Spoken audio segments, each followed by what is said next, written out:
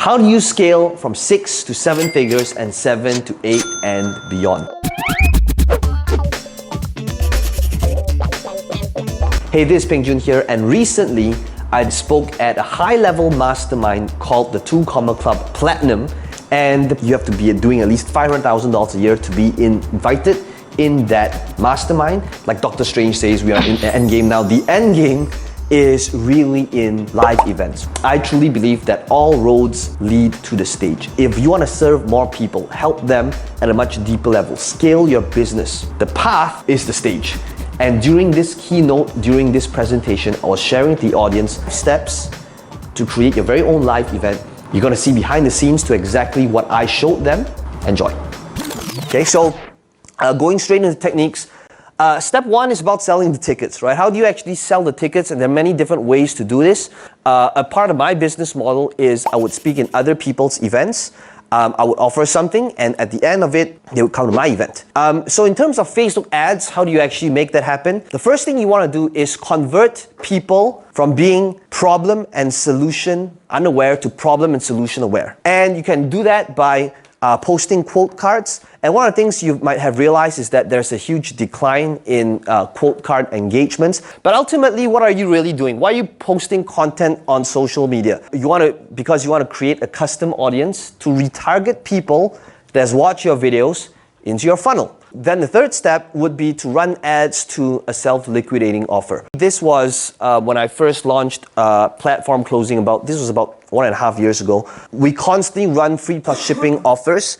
The reason is really just to acquire leads. So for those of you if you're thinking about how do I acquire more leads, one great way to acquire leads is free plus shipping. And then after that, it could be the case that we run ads to the event funnel or the webinar funnel. Where the real money is in retargeting. One thing I'll share about retargeting is to create a campaign by really thinking about all possible scenarios in your funnel. What are they? Every step of the funnel will have some sort of retargeting campaign to bring people to the next step of the sales process.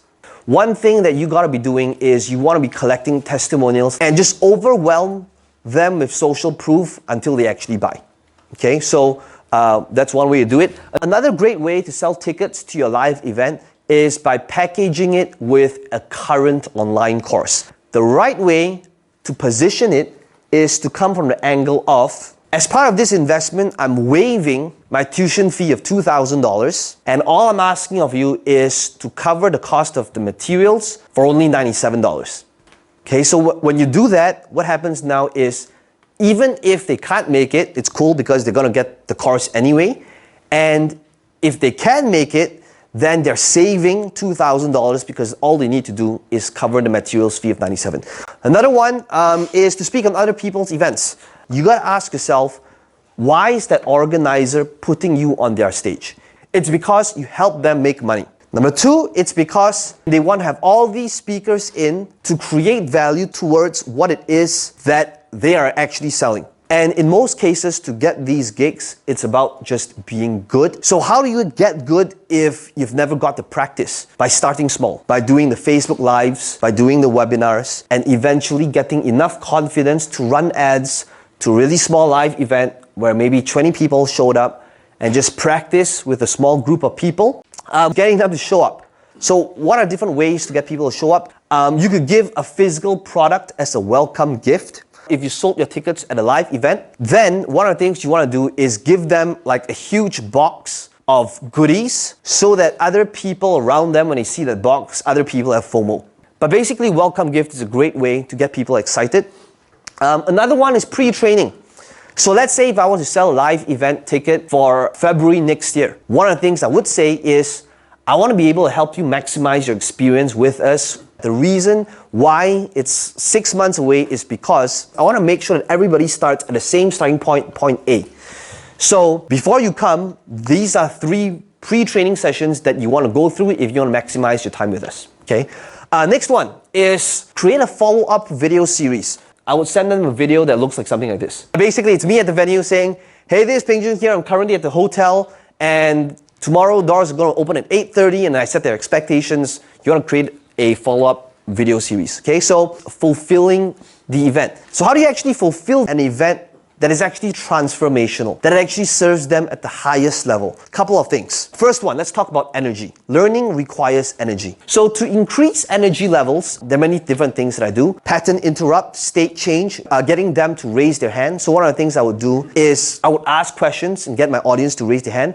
And one of the things you want to be practicing is to phrase everything you say into the form of questions. So rather than saying, Facebook is a great way to generate leads, it can be rephrased as, how many of you realize that right now Facebook is a great way to generate leads? The more you can condition your audience, the more seamless it would be when you come to your close, when you want to get them to stand up to invest. Okay? But ultimately what you're really doing throughout your event is also you are seeding for upsells. Many marketers or speakers, they teach, and then when they come to the close, they make the offer. Okay? Now I want you to think about how seeding for high ticket works. So let's begin with low ticket. When you sell something that's low ticket, it is okay to build up the value and then reveal the price.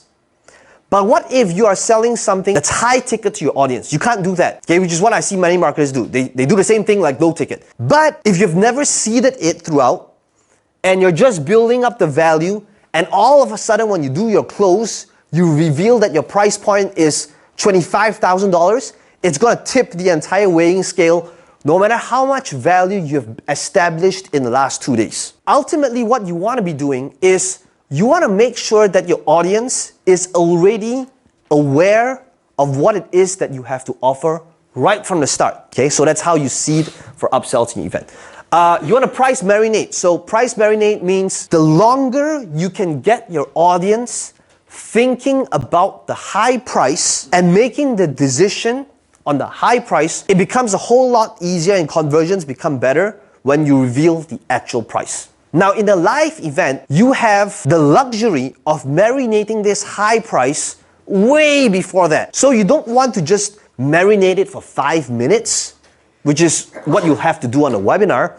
You have the luxury of marinating it for like a day, so that if you can get them thinking about the high price way before, when you actually do the close and you bring it down, it becomes a no-brainer. Okay, so that's a price marinate. Topics to teach, right? So this is really delivering the event. What do you actually teach? So when I first started out, I always thought if I gave people the tactics and the strategies and the steps, they would find value because that's what they needed. But the truth is, if you were to take a look at the things that really change your life, you'll realize that it wasn't tactical in nature. You don't really have the steps. So what that means is, if you want to serve your audience at the highest level, the topics to teach is really about things that would enable a certain type of transformation. This was a question that was asked to me by my mom a long time ago. She said, why don't you teach all of your family members, your cousins and all that to do what it is that you do? And I said, I'll be happy to do that. And when I was really thinking about how do I actually teach them this, I realized that it's like a journey in fitness. Okay? In fitness, everybody wants to be fit, healthy, and everybody wants to look good naked. Right? Now everybody also knows the steps. The steps is a 2-step process. Exercise consistently, eat right. Right? That's it. 2 steps. So the question is, if this is something everybody wants, and at the same time, everybody knows the steps, then why don't they just go do it, right? Online marketing and whatever it is that you teach to serve your audience is the same thing.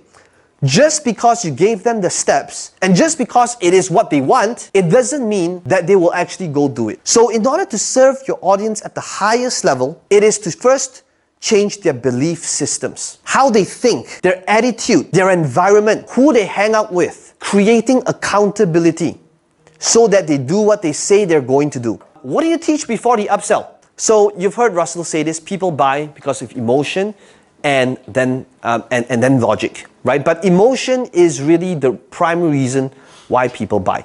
And it's not about manipulating people into feeling a certain way, but in marketing, it's based upon these 3 sequences. You sell, number 1, people buy based on emotion. So that's your first type of close. And then number 2 is logic. So that's the left brain people who are thinking about the numbers and logically this is what they need. And then after that, you close out with scarcity. Now, whatever it is that you have to offer, really demonstrate to them the value of that, right? If they were to go do it themselves, to trial and error, okay? Finally, leveraging event. Why are you doing these live events? We have easily gotten over 1,000 testimonials because of live events. And these testimonials is a great way to just further fuel what it is that you offer, so that you can take the sound bite to use it as a sizzle reel in future, okay?